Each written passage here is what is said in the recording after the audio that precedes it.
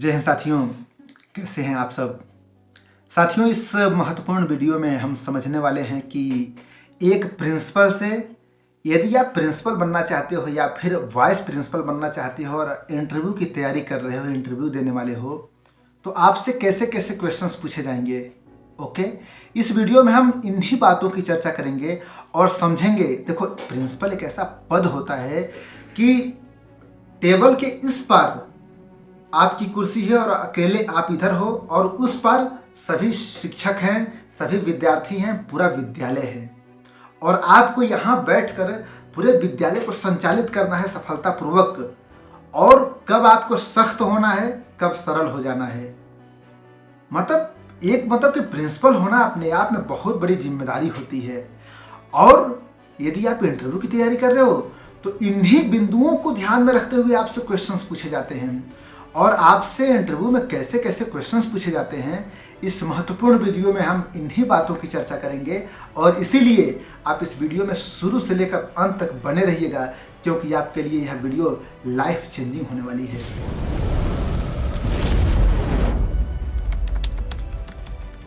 जी हाँ साथियों, यदि आप प्रिंसिपल बनना चाहते हो, प्रिंसिपल की तैयारी कर रहे हो या फिर वाइस प्रिंसिपल की, तो यह वीडियो खास आपके लिए है। क्यों? क्योंकि देखिए, इंटरव्यू में आपसे क्या पूछा जाएगा। सबसे पहली बात है, आपके पास प्रशासनिक ज्ञान होना चाहिए। और इन्हीं बिंदुओं को ध्यान में रखते हुए इंटरव्यूअर आपसे क्वेश्चंस पूछते हैं। आपसे ये नहीं पूछा जाएगा कि संज्ञा किसे कहते हैं, सर्वनाम किसे कहते हैं, नाउन किसे कहते हैं, प्रोनाउन किसे कहते हैं। ये तो बीती हुई बातें हो गई, उनके लिए है, टीजीटी, पीजीटी, पीआरटी के लिए।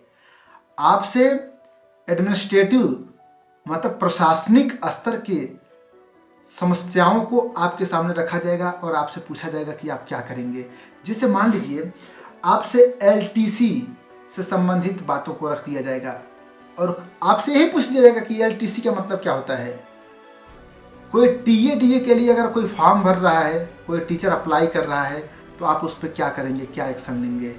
ओके, कोई शिक्षक आपके सामने आकर कह रहा है कि सर हमको 4 दिन की छुट्टी चाहिए, हमको 5 दिन की छुट्टी चाहिए, क्या आप तुरंत उसको अलाउ कर देंगे। आपके सामने एक ही बार 10 शिक्षक आ गए छुट्टी के लिए, आप क्या करोगे, किसको प्राथमिकता दोगे। देखिए, आपको तटस्थ रहकर विद्यालय को भी देखना है और सबकी समस्याओं को भी देखना है, सबको महसूस करना है और दिल से और दिमाग से दोनों से काम करना है आपको, सिर्फ दिमाग से नहीं। मतलब कुछ लोग कहते हैं ना कि रूल इज रूल, तो ऐसे भी चलोगे काम नहीं बनेगा। रूल इज रूल ये तो ठीक है, लेकिन कहीं कहीं आपको भावनात्मक तरीके से भी काम को निकालना पड़ता है, समझना पड़ता है, तब जाकर आप अपने चेयर पे रहते हुए पूरे विद्यालय को बढ़िया से संचालित कर सकते हो। तो आपसे कोड ऑफ कंडक्ट को आप पढ़ लीजिएगा। और मैंने कुछ प्रिंसिपल से, कुछ विशिष्ट शिक्षकों से मैंने बातें की हैं, अनुभवी लोगों से, बुद्धिजीवियों से, तो मैंने कुछ पॉइंट्स मैंने लिखे हैं, उन्हीं की मैं चर्चा करूंगा। सबसे पहली बात, आपके पास प्रशासनिक कार्यों की समझ होनी चाहिए, जानकारी होनी चाहिए। उसमें क्या है, उसमें एलटीसी के बारे में जानो, टीए के बारे में जानो, इंक्रीमेंट कैसे लगता है, ठीक है। अगर कभी कभी कुछ टीचर्स की सैलरी रोकनी पड़ती है, रुक भी जाती है, आपसे पूछा जा सकता है कौन सा ऐसा कंडीशन होगा या किस कंडीशन में किसी की सैलरी रोकी जा सकती है, ठीक है, या इंक्रीमेंट रोका जा सकता है, या कैसे इंक्रीमेंट बढ़ जाता है, क्या होता है। बारीक चीज़ें होती हैं, ऑफिशियल चीज़ें होती हैं, इससे प्रश्न पूछा जा सकता है। ओके, सैलरी कैसे बनती है, सैलरी बनाने का जो नियम होता है उसके बारे में भी आपको जानना है। ओके, बिल सेटलमेंट से संबंधित भी क्वेश्चंस पूछे जाते हैं। देखो, कभी कभी बिल सेटलमेंट का भी एक समय सीमा होता है, इसके बारे में आपसे जाना जा सकता है, पूछा जा सकता है, ठीक है। तो इसको आप पढ़ लीजिएगा। स्वामी हैंडबुक यदि आपने पढ़ लिया है ना, तो समझो आपका इंटरव्यू बहुत शानदार तरीके से बीत जाएगा। स्वामी हैंडबुक को आप पढ़ लीजिएगा जरूर, हिंदी वर्जन में भी, इंग्लिश वर्जन में भी, दोनों में पढ़ लीजिएगा। ठीक, अब देखो, एक प्रिंसिपल अपने आप में एक नेता होता है, लीडर होता है, उसमें नेतृत्व का गुण होता है। और जिसमें जितना शानदार यह गुण होगा नेतृत्व का, लीडरशिप का, वह उतना ही बेस्ट प्रिंसिपल होगा। देखिए, डंडे के बल पर विद्यालय नहीं चलाया जा सकता है। विद्यालय को प्रेम से और सूझबूझ से चलाया जा सकता है। समझ गए ना? कहते हैं ना, आप विद्यार्थी को डांट के नहीं पढ़ा सकते हैं, वैसे एक प्रिंसिपल टीचर्स को डांट डांट कर, उसको दबा दबा के, उसको मेमोरेंडम दे दे के ऐसे नहीं विद्यालय चला सकता है। समझिए ना, ये मतलब बहुत बारीक चीजें हैं।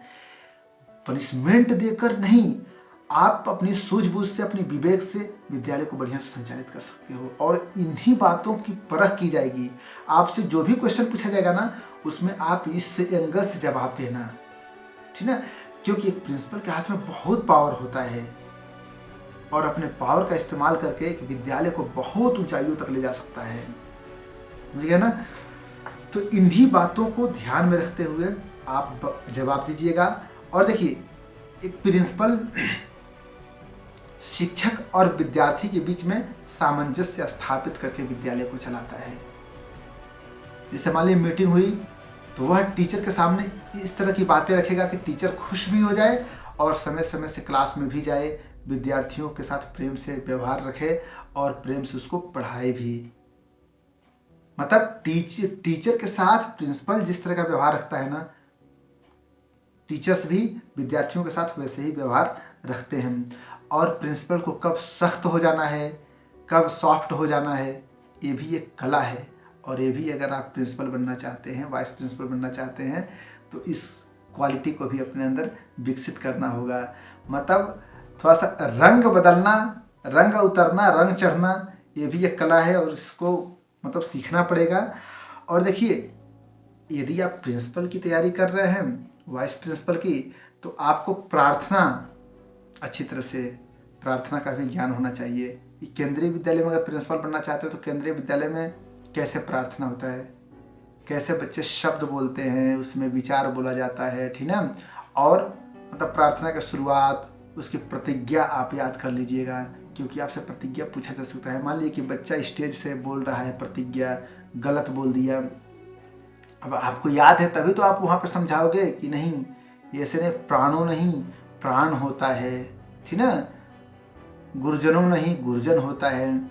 जो भी आप याद किए रहोगे, मतलब आपके पास नॉलेज होना चाहिए असेंबली के संदर्भ में।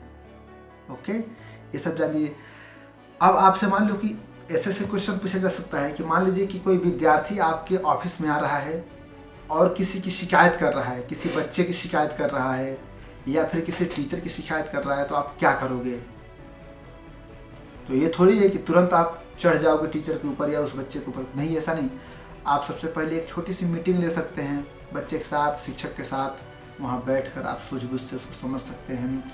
और देखिए, दो तरह की बातें होती हैं। एक तो अगर मान लीजिए कि हमारे पास पावर है, कुछ लोग ऐसे होते हैं जो तिल को ताड़ बना देते हैं, तो उससे हमें बचना है। हमें ताड़ को तिल बना देना है।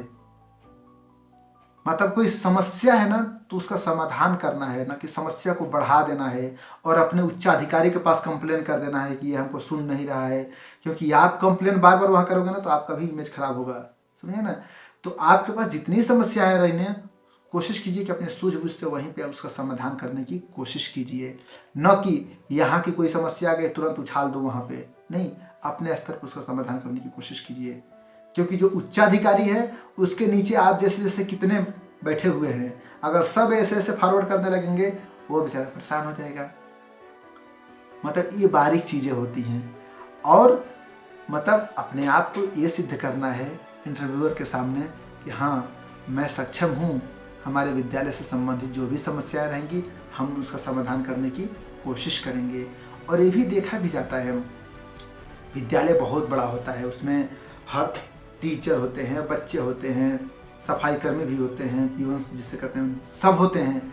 सबकी अपनी अपनी समस्याएं भी होती हैं। हर तरह की, दिन भर में एक प्रिंसिपल के पास 1000 बातें जाती हैं और बहुत सूझबूझ से उसका समाधान भी वो कर लेता है। तो इस तरह से आपसे मतलब इस तरह बारीक क्वेश्चंस पूछे जाते हैं, लीडरशिप से संबंधित और स्कूल से संबंधित A to Z, मतलब अर्श से लेकर फर्श तक की हर तरह की बातों से संबंधित क्वेश्चंस पूछे जा सकते हैं। विद्यालय के मेंटेनेंस से लेकर, उसके रंगाई पुताई से लेकर, उसकी टीचिंग तक की हर तरह की बातें आपसे पूछी जाएंगी, ऑफिस की भी बातें पूछी जाएंगी। आपसे भी पूछा जा सकता है कि आपने अपनी पढ़ाई लिखाई किस विषय से की है, मतलब आपके एजुकेशन का बेस क्या है, आप हिंदी से हैं कि अंग्रेजी से हैं कि अर्थशास्त्र से हैं कि मैथ से हैं, किससे हैं। तो जब आप बताओगे कि मैं इस विषय से हूँ तो आपके विषय से भी क्वेश्चंस पूछे जा सकते हैं। ओके, तो इस तरह से हमने आज देखा कि प्रिंसिपल से बेसिक रूप से देखो, इसके अलावा बहुत कुछ आपसे पूछा जाएगा, लेकिन जितना हमसे बन पड़ा मैंने आपको बताने की कोशिश की। आप प्रशासनिक नॉलेज रखिएगा, कोड ऑफ कंडक्ट आप पढ़ लीजिएगा, रूल्स को आप पढ़ लीजिएगा, ठीक है। लीडरशिप, एक मतलब लीडर के पास कौन कौन सी क्वालिटी होनी चाहिए इसको आप देख लीजिएगा, ठीक है। प्रार्थना के बारे में मैंने बताया, उसको आप देख लीजिएगा। मतलब एक प्रिंसिपल से संबंधित जो बारीक चीज़ें होती हैं सब कुछ देख लीजिएगा। यहाँ से क्वेश्चंस आपसे पूछे जाते हैं। मान लीजिए आपसे पूछा जा सकता है कि अगर कोई शिक्षक विलंब से आ गया, रोज वो समय से आता है, आज मान लेता हूँ 10 मिनट लेट से आ गया, तो आप क्या करोगे? तो आपका जवाब ये होना चाहिए कि वह प्रतिदिन समय से आता है, आज लेट से आया है, तो हम उससे बहुत प्रेम से पहले पूछेंगे कि क्या बात है, कोई मुसीबत तो नहीं आ गई आपके साथ, रास्ते में कोई बात हो गई क्या? आप तो रोज समय से आते हैं, आज विलम्ब से आ गए। ऐसे जब पेश आओगे ना तो उसको एहसास होगा कि देखो सर ने ध्यान भी दिया कि हम लेट से आ रहे हैं, सर ने हमें डांटा भी नहीं, और आइंदा वो लेट से आने से वो बचेगा, 2 मिनट पहले ही आएगा। ये हमें नहीं करना है कि एक दिन लेट से आ गया तो उसको डांटना शुरू करने की, क्यों लेट से आ रहे हो, तुम तो रोज समय से आते हो, लेट से नहीं आना है, ऐसे। तो उसको मतलब पहले आप प्रेम से पेश आइए। अगर प्रेम की भाषा नहीं समझ रहा है तब आपको सख्त होना है। यह एक कला है, और इसको जब हम अपनाएंगे तो विद्यालय बहुत स्माइल के साथ खुशी खुशी फलेगा फूलेगा, और बच्चे भी बहुत आगे बढ़ेंगे।